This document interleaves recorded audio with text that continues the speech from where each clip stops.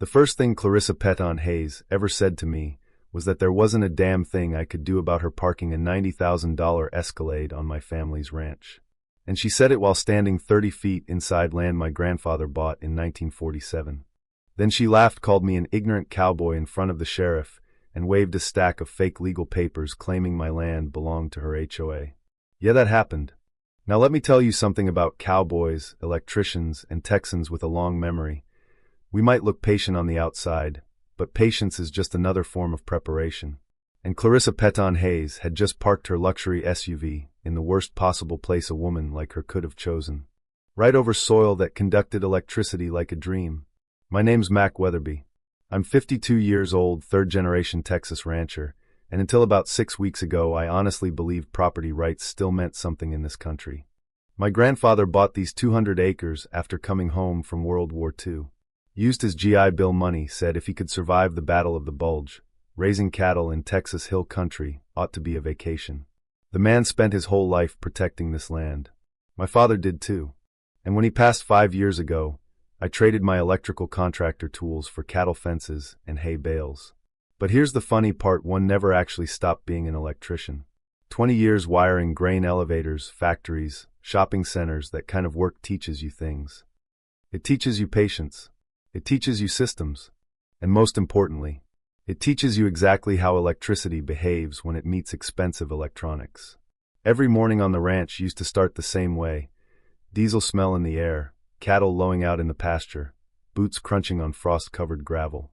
Honest work. Honest life. Then Whispering Pines Estates showed up. Brand new subdivision built right along my southern boundary. Suddenly my cattle smelled bad. My tractors were visual pollution. And my fence line apparently offended somebody's property values. Their queen bee was Clarissa Peton Hayes. California transplant. 47 years old. Helmet hair that didn't move even in Texas wind. Clipboard carried like a royal scepter. White Escalade worth more than my yearly cattle sales. 3 months after she moved in, she came knocking on my gate with a list of improvements my ranch should make to improve neighborhood curb appeal.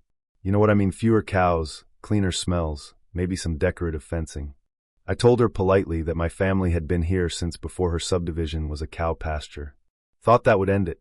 Boy, was I wrong. 6 weeks ago I walked down to my cattle gate and found her Escalade parked 30 feet onto my property, blocking the entrance. Not near the boundary. Not mistaken. Squarely on my land. When I knocked on her window, she rolled it down with that smile corporate people practice in mirrors. "Oh hi, Mr. Weatherby," she said sweetly. "Our HOA surveyor determined this area is actually a shared easement zone." Then she handed me laminated documents. Looked official. Felt fake. "Ma'am," I said, keeping my voice calm, "this land's been in my family since 1947. Clarissa laughed. Actually laughed. "Property law is complex, Mr. Weatherby. Our lawyers specialize in this." So I called Deputy Rodriguez. Figured a local sheriff would straighten things out. Instead, he looked at her paperwork, listened to her explanation, and told me it was a civil dispute. In other words, deal with it yourself. That was the moment I realized something. Clarissa didn't just want parking space. She wanted the land. And everything after that proved it. The next morning, she came back, this time with a lawyer in a $1,000 suit. Thomas Blackwood from Dallas. He handed me a cease and desist order claiming I was harassing the HOA and demanding I pay $5,000 in damages. Aggressive behavior, they called it. Apparently asking someone to move their car off your ranch is aggressive now. Behind him, a survey crew started planting pink flags across my entrance like they owned the place. That afternoon, 3 more luxury cars showed up, Lexus, Mercedes, another SUV, all parked where they said their easement existed. My grandfather's land turned into their parking lot. And that's when the real campaign started. Flyers appeared around town calling me a dangerous rancher threatening suburban families. My wife Sarah came home from the hospital crying because co-workers were asking if she felt safe living with me. The county started investigating zoning complaints. Someone glued my gate locks shut.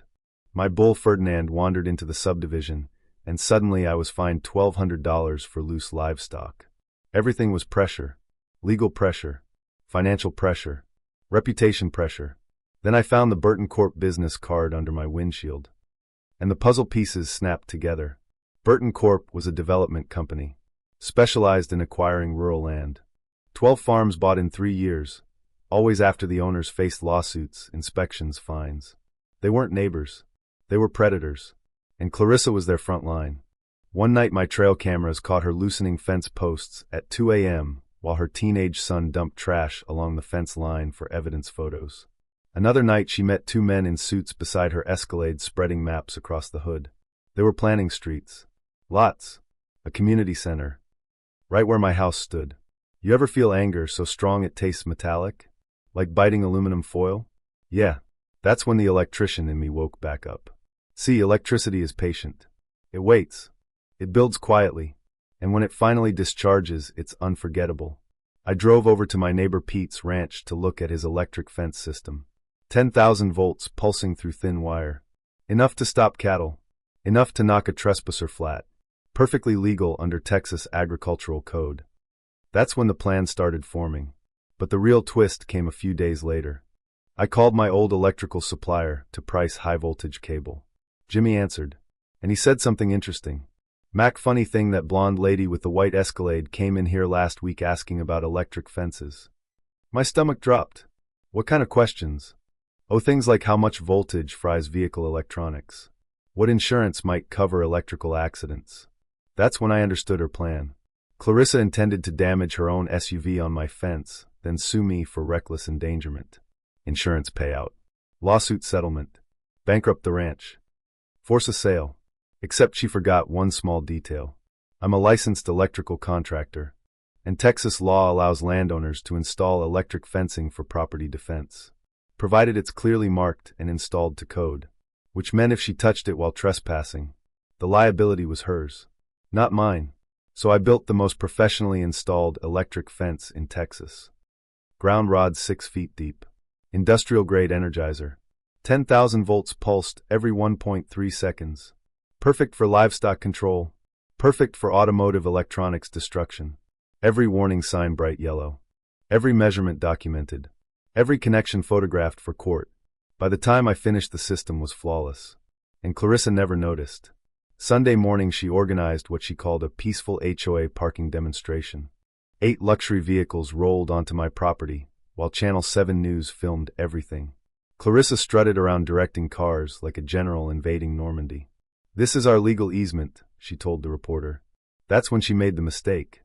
While gesturing toward my ranch house, she leaned backward and touched the fence wire with her designer belt buckle. The crack of 10,000 volts hitting metal is a sound you never forget. Crack. She flew backward 3 feet. Clipboard spinning. Hair standing straight up. But the real damage wasn't to her. It was to the vehicles. The electrical surge sent an electromagnetic pulse through every luxury SUV parked near that fence. Dashboard screens went dark. Engine computers died. Alarms screamed. Her Escalade smoked like a campfire.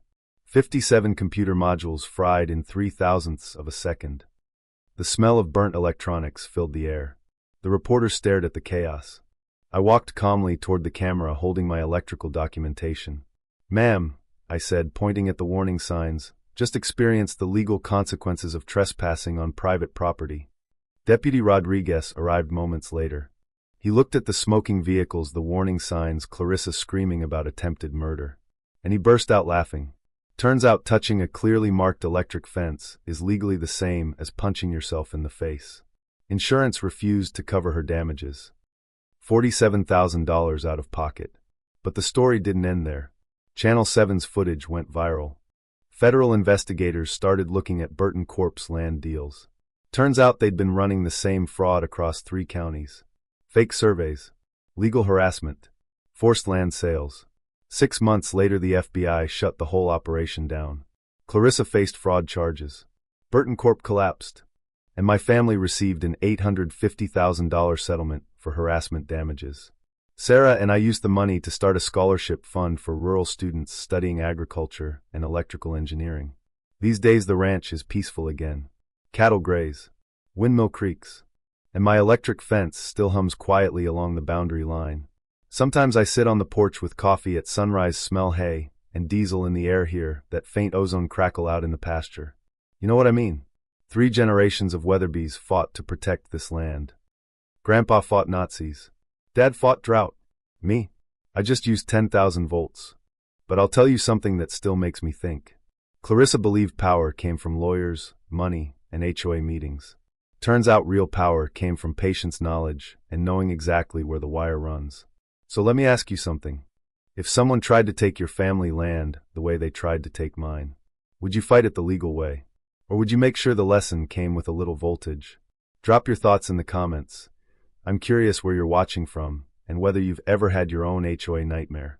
And if you believe ordinary people should know their rights instead of letting bullies win. Stick around, because sometimes the quiet guy fixing fences ends up holding the real power.